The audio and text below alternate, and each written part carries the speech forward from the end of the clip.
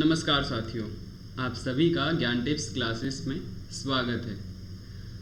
हम यहाँ पर NTA net JRF Hindi paper 2 के बारे में चर्चा करते हैं, जिसमें हमने हिंदी साहित्य के इतिहास में भक्ति काल की चर्चा कर रहे हैं।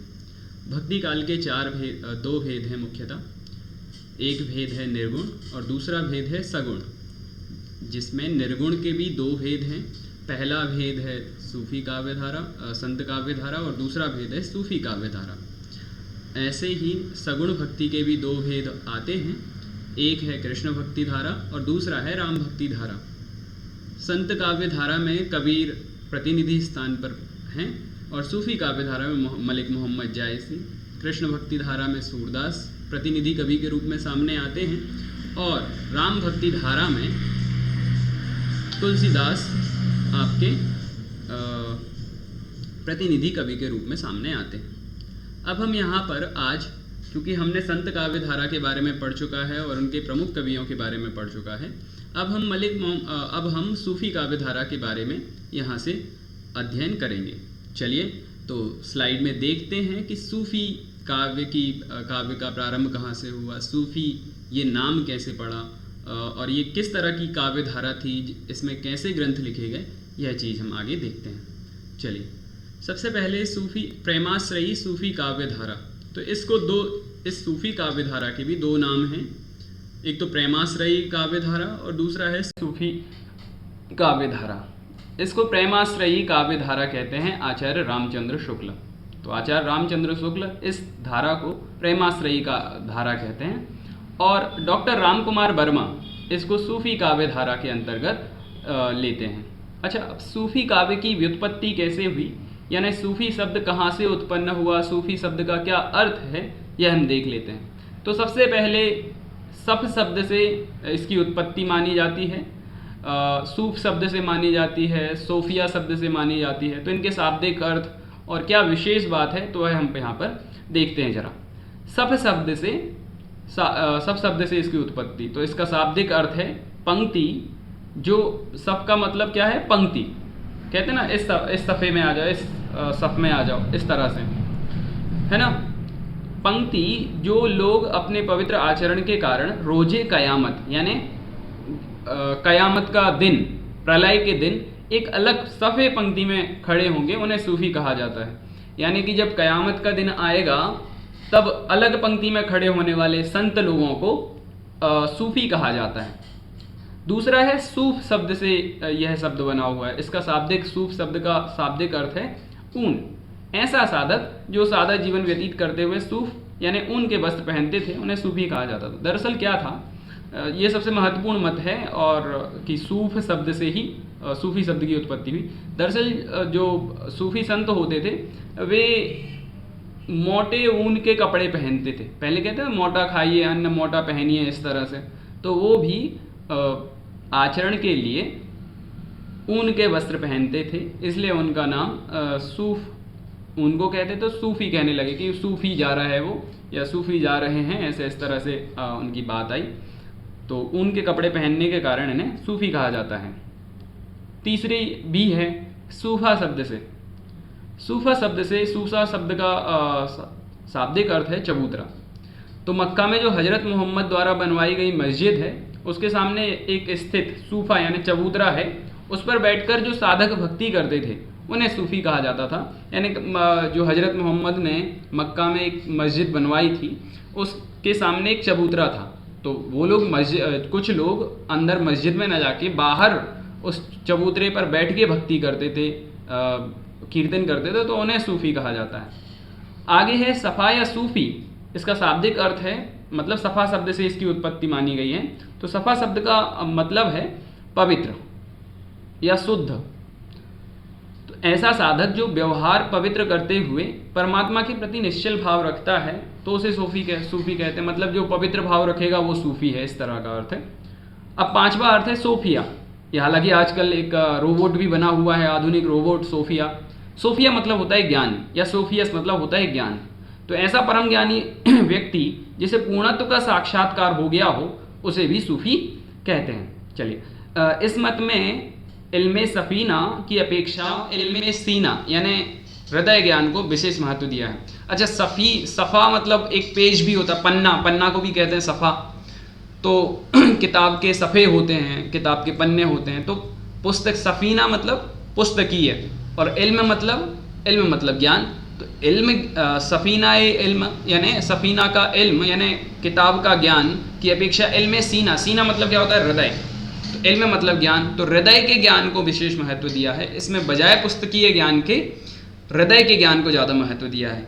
तो इस तरह से 5 शब्दों से इस सूफ़ी शब्द की उत्पत्ति मानी जाती है। पहले तो सफ़ यानी पंक्ति से, सूफ सफ़ से मानी जाती है, सूफ से मानी जाती है जिसका मतलब है ऊन। तीसरा सूफ़ा यानी चबूतरे से मानी जाती है, सफ़ा यानी पवित्रता से मानी जाती है, और सोफिया या सोफियस यानी ज्ञान से भी सूफ़ी शब्द की उत्पत्ति मानी जाती है। तो इस तरह से हमने 5 शब्दों से सूफ़ी शब्द की उत्पत्ति देखी कि सूफ़ी शब्द कैसे उत्पन्न हुआ। अब आगे देखते हैं इसकी प्रमुख विशेषताएं क्या हैं। तो प्रेमाश्रयी सूफ़ी काव्य धारा में इसमें मूलतः मुसलमान कवि हुए हैं, और इनकी जो शैली है वह मसनवी शैली है। मसनवी शैली एक प्रकार की एक अलग शैली है, वह जरा हम देखेंगे, लेकिन उसके पहले हम देख लेते हैं कि 2 प्रेमाश्रयी सूफ़ी काव्य धारा में केवल 2 कवि, हिंदू कवि हुए हैं। एक तो दुखारण दास और एक ईश्वर दास। ये दो जो हैं इन्होंने प्रेमाश्रयी सूफ़ी काव्य धारा में अपने ग्रंथ लिखे हैं। चलिए, मसनवी शैली क्या होती है? इसके अंतर्गत सबसे पहले अल्लाह की स्तुति, फिर हजरत मोहम्मद साहब की स्तुति, फिर हजरत मोहम्मद साहब के 4 मित्रों की स्तुति, और अंत में साहे वक्त की स्तुति की जाती है। कुल मिला के जिसमें पहले मंगलाचरण होता है और अंत में भी मंगलाचरण होता है ना। जैसे आदि मंगलाचरण होता है और अंत मंगलाचरण जिसमें होता है वह शैली होती है मसनवी शैली। हालांकि कहते ये हैं कि ये जो शैली है ये भारत से ही ये शैली ली गई है, भारतीय शैली रही है कि भाई पहले के जो ग्रंथ लिखे जाते थे तो उनमें मंगलाचरण होता था, यानी किसी देव को नमस्कार किया जाता था, अपने परम पिता परमात्मा को नमस्कार किया जाता था, या आराध्य देव को नमस्कार इसमें किया जाता था। और अंत में भी मंगलाचरण मतलब प्रशस्ति लिखते थे तो उसमें भी नमस्कार किया जाता था। तो इस तरह से है। और दूसरा इसका क्या है कि इस शैली में 5 या 7 चौपाई के बाद एक दोहा या सोरठा का प्रावधान है, यानी इसमें 5 या 7 चौपाई लिखी जाती हैं, फिर एक दोहा लिखा जाता है। कड़वक शैली भी कहते हैं इसे, एक तरह की कड़वक शैली कहा जाता है। इन ग्रंथों की एक विशेषता है कि इन ग्रंथों के नाम प्रायः नायिकाओं के नाम के आधार पर होते हैं। जैसे पद्मावती, तो पद्मावती के नाम पे पद्मावत, हंसावली, मृगावती, है ना, मधुमालती, इस तरह के ग्रंथ लिखे गए, है ना। तो उनके नायिकाओं के नाम थे, इसलिए वह इस तरह के ग्रंथ लिखे, उनके नाम लिखे गए। पूरे ग्रंथ पे ही जो मेन नाम दिया गया वो नायिका के आधार पे दिया गया। हिंदू संस्कृति व परिवेश का वर्णन होता है इनमें। लौकिक प्रेम के माध्यम से अलौकिक प्रेम की व्यंजना होती है। जैसे पद्मावत में पद्मावती और राजा रतन सेन की जो प्रेम कथा दिखाई है, तो वहाँ पे जो परमात्मा है वो नायिका है और आत्मा जो है वो रतन सिंह है। तो इस तरह से लौकिक प्रेम तो लौकिक बताया, लेकिन उससे अलौकिक प्रेम की व्यंजना की है, अलौकिक प्रेम को बताया है कि आत्मा परमात्मा से कैसे मिलता है। वो बहुत सारी कथा है, उसको लंबाया जा सकता है, लेकिन हम अभी यहाँ पे साधारण रूप से समझ लेते हैं। आत्मा को नायक व परमात्मा को नायिका माना, यानी नायक में नायक जो है वह साधक है और साध्य जो है वह नायिका माने गई। इसकी प्रतीक योजना अपनी अपनी अलग अलग होती है। जैसे वो सुआ है वह गुरु के रूप में सामने आता है। रहस्यवाद, तो सूफी जो कवि हैं वह रहस्यवाद अपने काव्य में लिखते हैं। रहस्यवाद उनका गुथा हुआ है, क्योंकि देखिए जब चीज़ें छुपाई, देखिए वो उनका जो परमात्मा है, अपने यहाँ पे तो सगुण भक्ति में क्या है कि भाई परमात्मा ये श्री कृष्ण है, ये राम है, इस तरह से स्पष्ट है। लेकिन परम ब्रह्म जो दिखता नहीं है, तो जब भी परम ब्रह्म की चर्चा आएगी तो वहाँ पर रहस्यवाद निकल के आएगा ही आएगा। क्योंकि परम ब्रह्म की बात ये करते थे, इसलिए संत काव्य धारा में भी रहस्यवाद अपना अलग है, प्रतीक योजना वहाँ पर भी है ना, और रहस्यवाद भी वहाँ पे और प्रतीक योजना भी वहाँ पे, और सेम यहाँ पर सूफी काव्य धारा में यानी निर्गुण भक्ति धारा में प्रतीक योजना और रहस्यवाद दोनों ही चीज़ें निकल कर आती हैं। समासोक्ति इनका प्रिय अलंकार, मतलब संक्षेप में बात कहना, ये इनके बहुत अच्छा लगता है इनको। आचार्य शुक्ल ने पद्मावत काव्य को ही समासोक्ति नाम उपनाम दे डाला है। दूसरा नाम जो है पद्मावत का रामचंद्र शुक्ल उसको समासोक्ति ही कह देते हैं। इसमें वियोग श्रृंगार रस की प्रधानता होती है। जैसे पद्मावत में जो नागमती वियोग खंड है वह समझ लीजिए हिंदी साहित्य की बहुत बड़ी निधि है। इनमें खंडन मंडन की प्रवृत्ति का अभाव पाया जाता है। देखिए, जब तुलसीदास यानी संत काव्य धारा का वर्णन होता है तब तो खंडन मंडन खूब होता है, लेकिन सूफी काव्य धारा में एक अंतर है कि खंडन मंडन ये नहीं करते, ये केवल स्तुति करते हैं या अपना काव्य लिखते हैं, लौकिक प्रेम के माध्यम से अलौकिक प्रेम की व्यंजना करते हैं। आगे बढ़ते हैं।